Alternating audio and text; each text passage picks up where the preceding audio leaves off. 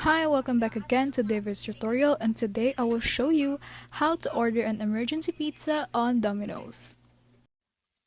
Hey guys, so here's a quick tutorial of how to order Domino's from your PC or any devices.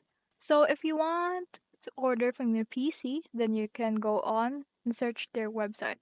But if you want to order on your phone, then here's how to do it also. Just follow my prompts.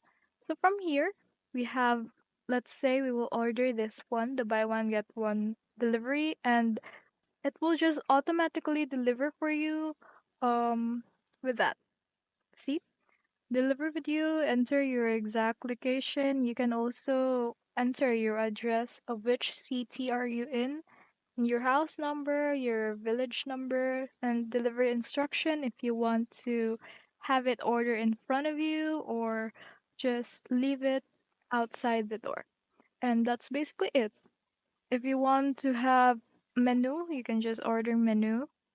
Let's say pizzas. Let's go on. Let's choose the ham and cheese, and we'll take you right here is where you need to enter your precise location, and that's on how to order pizza from Domino's.